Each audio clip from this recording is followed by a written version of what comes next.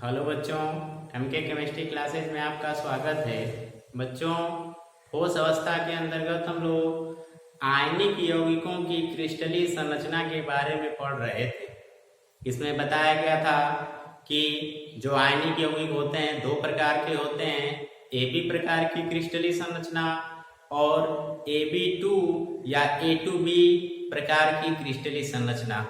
इसमें से हम लोगों ने AB प्रकार की क्रिस्टलीय संरचना शुरू किया था, जिसमें बताया गया था कि वे आयनिक यौगिक जिसमें भाग लेने वाले धनायन और ऋणायन एक संबंध एक के अनुपात में होते हैं, ऐसे सभी आयनिक यौगिकों की क्रिस्टलीय संरचना को हम लोग AB प्रकार की आयनिक क्रिस्टलीय संरचना कहते हैं। पुनः बच्चों, इस AB प्रकार की क्रिस्टलीय संरचना को तीन भागों में बांटा गया था। NaCl प्रकार की क्रिस्टलीय संरचना, CHCl सीजियम क्लोराइड प्रकार की आयनिक क्रिस्टलीय संरचना और तीसरा था ZnS यानी जिंक सल्फाइड, इसको जिंक ब्लेंडी बोल रहे थे, प्रकार की क्रिस्टलीय संरचना। इसमें से हम लोगों ने NaCl प्रकार की और CHCl प्रकार की क्रिस्टलीय संरचना को पढ़ चुके हैं। यदि आपने अब तक उस वीडियो को नहीं देखा है तो एमके केमिस्ट्री क्लासेस के यूट्यूब चैनल पे जाके आप उसको बड़ी आसानी से देख सकते हैं और उन चीजों को अच्छे से समझ सकते हैं। आज हम लोग बच्चों जो AB प्रकार की क्रिस्टलीय संरचना है उसका तीसरा टाइप पढ़ेंगे, ZnS प्रकार की आयनिक क्रिस्टलीय संरचना। तो आइए शुरू करते हैं। ZnS प्रकार की क्रिस्टलीय संरचना कैसे किस प्रकार की होती है, ठीक है। तो जैसे आपको इन दो संरचनाओं में बच्चों बताया गया था कि चाहे NaCl प्रकार की क्रिस्टलीय संरचना हो चाहे CHCl प्रकार की क्रिस्टलीय संरचना हो, दोनों में पैकिंग क्लोराइड आयन अर्थात दोनों में पैकिंग जो ऋणायन था वही बना रहा था। समझ में आ गया? NaCl में भी क्लोरीन बना रहा था पैकिंग क्लोराइड आयन और CHCl में भी क्लोराइड आयन ही पैकिंग बना रहा था। तो सेम चीज बच्चों यहाँ भी है। यहाँ भी आप देख रहे हो कि धनायन के रूप में जिंक आयन है और ऋणायन के रूप में सल्फाइड आयन है, ठीक है। तो यहाँ की जो पैकिंग होती है वो सल्फाइड आयन ही बनाता है, ठीक है। जैसे यहाँ पे ऋणायन बना रहा था, यहाँ पे ऋणायन, वैसे ही यहाँ भी पैकिंग बच्चों ऋणायन ही बनाता है। अर्थात जो इसमें ऋणायन कौन है? सल्फाइड आयन है, तो सल्फाइड आयन ही यहाँ पे भी पैकिंग बनाता है। तो इसका मतलब क्या हुआ कि ये जो जिंक आयन होगा वो बच्चों सल्फाइड आयन से बनी हुई रिक्तियों में समाहित होता होगा।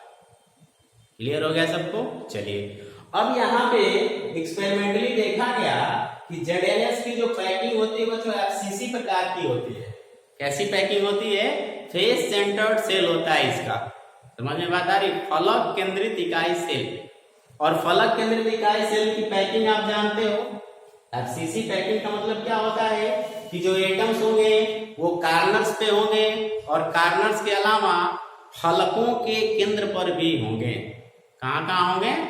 क्यूब में जो 8 कार्नर होते हैं उन 8 कार्नर्स पे होंगे, कोनों पे होंगे, और जो जो जो उसमें क्यूब में 6 फलक होते हैं उन फलकों के केंद्र पर भी होते हैं। तो इस प्रकार से सल्फाइड आयन, ये क्यूब मैंने देखो यहाँ पे बना रखा है, पिंक कलर का आपको दिखाया गया, 1 2 3 4, ऊपर के 4 कोने और नीचे के 4 कोने, 1 2 3 4, तो 8 कोनों पे हो गया, ठीक है। जो सल्फाइड आयन पैकिंग जो बना रहा है, पैकिंग कौन सी? FCC।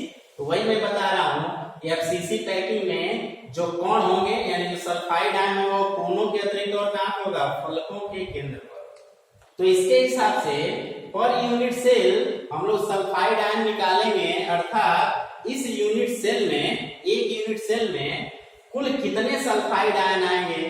तो कोनों का आपको रैंक निकालना बताया गया कि 8 कोने होते हैं, एक कोने पे हिस्सेदारी 1/8 होती है। तो इसके हिसाब से जो कोनों का रैंक आता है वो कितना आता है बच्चों? 1 आता है।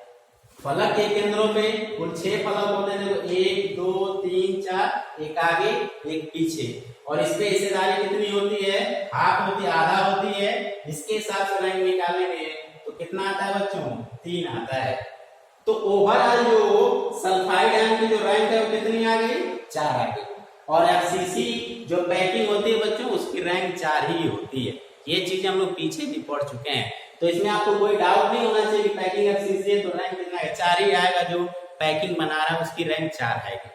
ठीक है, चलिए तो प्रति इकाई सेल सल्फाइड आयन की संख्या कितनी हो गई? 4 हो गई। ठीक है, अब आगे देखते हैं जो ZnS को NaCl और CaCl से अलग करता है, क्योंकि आप कहोगे इनमें भी तो पैकिंग ऋणायन ही बना रहा था, इनमें भी पैकिंग ऋणायन बना रहा था। NaCl की पैकिंग भी FCC प्रकार की थी और इसकी भी पैकिंग FCC प्रकार की है, तो क्यों इसको NaCl से अलग पढ़ा जा रहा है? एक्चुअल में बच्चों अब अंतर यहां से आएगा। ये जो इसका धनायन होता है, जो जिंक आयन होता है, ये जिंक आयन याद करिए NaCl में जो सोडियम आयन था वो अष्टफलकीय रिक्तियों में समाहित था। कहां पे समाहित था? अष्टफलकीय रिक्तियों में। और जो अष्टफलकीय रिक्ति बताए थे बच्चों कि जो सेल की जो रैंक होती है उस रैंक के बराबर ही अष्टफलकीय रिक्तियां होती हैं। अर्थात यदि रैंक 4 है तो अष्टफलकीय रिक्तियों की संख्या भी 4 ही होगी। लेकिन याद करिए वहीं पे मैंने बताया था कि किसी भी क्यूबिक सेल में जो रैंक होता है, जो पैकिंग बनाने वाला कोण होता है, जितनी उसकी संख्या होती है उसके डबल चतुष्फलकीय रिक्तियां होती हैं। अर्थात यदि रैंक किसी सेल की 4 है तो चतुष्फलकीय रिक्तियों की संख्या होगी 8। तो ये बताइए कि Zn जो जिंक आयन है यदि सभी चतुष्फलकीय रिक्तियों में समाहित होगा तो इसकी संख्या तो 8 हो जाएगी, क्योंकि चतुष्फलकीय रिक्तियां कोणों की संख्या के डबल होती हैं। तो 8 2 बनेगी, तो 8 यदि बनती तो इससे अनुपात जो 1:2 का हो जाता, तो फिर ये एबी प्रकार का क्रिस्टलीय संरचना तो होता नहीं, क्योंकि एबी प्रकार में 1:1 का संबंध होना जरूरी है, 1:1 का। तो वो चीज यहाँ पे भी होता है। कैसे होता है अब वही समझना है, और वही चीज ZnS को NaCl से बच्चों अलग करेगा। तो आइए देखते हैं। ये जो जिंक आयन होता है चतुष्फलकीय रिक्तियों में होता है, लेकिन एकांतर क्रम में अल्टरनेट करके होता है। अर्थात 8 चतुष्फलकीय रिक्तियां बनती हैं तो उन 8 में नहीं होता है, एक में होगा फिर एक में नहीं होगा, एक में होगा तो दूसरे में नहीं होगा, तो एकांतर क्रम में स्थित होते हैं। तो इसके हिसाब से कुल चतुष्फलकीय रिक्तियां हो गई 8, लेकिन एकांतर क्रम में इसके समाहित होने की वजह से सिर्फ 4 ही रिक्तियों में जिंक आयन मौजूद होता है। समझ में आ गया सबको? तो यदि सल्फाइड आयन 4 है तो जिंक आयन में कितना आ गया? 4 आ गया। तो इसके हिसाब से हमने देखा कि जितना सल्फाइड आयन है ZnS में एक सेल में उतना ही जिंक आयन भी है, अर्थात रेशियो कितने का आ गया? 1:1 का आ गया। अतः ZnS भी AB प्रकार की क्रिस्टलीय संरचना ही होती है, लेकिन NaCl से अलग होती है, क्योंकि NaCl में जो सोडियम आयन था वो अष्टफलकीय रिक्तियों में समाहित था। यहाँ पे जो Zn होता है, जिंक आयन होता है, वो चतुष्फलकीय रिक्तियों में एकांतर क्रम में अल्टरनेट क्रम में जो है समाहित होता है। तो आइए इसकी रैंक निकाल लेते हैं। कुल 4 रिक्तियां हैं, 4 रिक्तियों में समाहित है, तो इसके हिसाब से इसकी रैंक कितनी आ जाएगी? 4 आ जाएगी। और इसके हिसाब से हमने देखा कि सल्फाइड आयन भी 4 है, जिंक आयन भी 4 है, और इन्हीं से मिलके ZnS बन रहा है, तो इसकी संख्या भी कितनी होगी? 4 होगी। क्यों? क्योंकि इसके ZnS के निर्माण में एक जिंक और एक सल्फर भाग ले रहा है, तो एक जिंक एक सल्फर से 1, तो 3 और बचे, तो इसके हिसाब से कुल ZnS एक यूनिट सेल में कितने आ जाएंगे? 4 आ जाएंगे। सही है, सबको समझ में आ गया होगा। और समन्वय संख्या कोऑर्डिनेशन नंबर निकाल लेते हैं बच्चों। एक जिंक आयन को 4 सल्फाइड आयन और एक सल्फाइड आयन को 4 जिंक आयन घेरे रहते हैं। दैट मीन्स जिंक आयन की समन्वय संख्या भी 4 होती है और सल्फाइड आयन की समन्वय संख्या भी 4 ही होती है। वैसे भी पैकिंग FCC है तो FCC की समन्वय संख्या 4 ही होती है। ये सब चीजें पीछे आपको बताई जा चुकी है, फिर से एक बार हम लोगों ने इसको रिपीट कर लिया। तो आई होप आपको ZnS प्रकार के क्रिस्टल का जो विस्तार से संरचना बताई गई आपको समझ में आ गया होगा। आइए जरा इस ट्यूब की संरचना में एक बार फिर से देखते हैं। यहाँ पे कोनों पे आपने देखा, पलकों पे आपने देखा कौन सा? सल्फाइड आयन मौजूद है, और बच्चों जो चतुष्फलकीय रिक्तियां होती है बॉडी डायगोनल पे होती है। बॉडी डायगोनल आपको बार बार बताया जा रहा है कि जैसे ये वर्गाकार कमरा है तो इसके एक कोने को पकड़ के और दूसरे कोने के ऊपर वाले कोने को नीचे वाले कोने से, फिर उधर के ऊपर वाले के इधर के नीचे वाले से मिला देते हैं, तो ये बनता है बॉडी डायगोनल।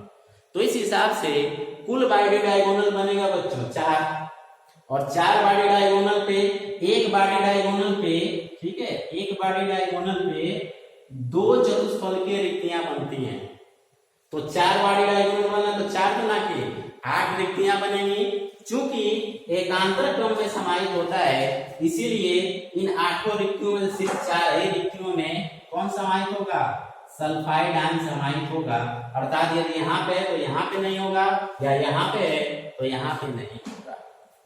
कुछ इनके जड़ेनस प्रकार के क्रिस्टल की कुछ संरचनाओं के हम उदाहरण देख लेते हैं। जैसे कॉपर क्लोराइड हो गया, कॉपर ब्रोमाइड हो गया, कॉपर आयोडाइड, यानी कॉपर के जितने भी हैलाइड होते हैं बच्चों, उन सभी की संरचना जड़ेनस प्रकार की ही होती है। इसके बाद सिल्वर आयोडाइड है, इसकी भी संरचना जड़ेनस प्रकार की होती है। अर्थात इनकी संरचना आपसे परीक्षा में पूछी जाए तो सेम यही चीज आप लिखेंगे, सिर्फ इन आयनों को आप चेंज कर देंगे, बाकी कोई परिवर्तन नहीं करना होगा। तो इस प्रकार से हम लोगों ने बच्चों AB प्रकार की तीनों संरचनाओं को पढ़ लिया। NaCl प्रकार, CHCl प्रकार, FCC होता है प्रकार की पैकिंग होती है, BCC प्रकार की पैकिंग होती है, और ZNS की FCC प्रकार की पैकिंग होती है। ठीक है, तो अब हम लोग अगले जो है लेक्चर में, अगले वीडियो में हम लोग AB2 या A2B टाइप की संरचना, आयनिक क्रिस्टलीय यौगिकों की संरचनाओं को पढ़ेंगे।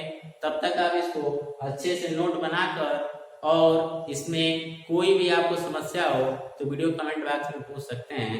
धन्यवाद।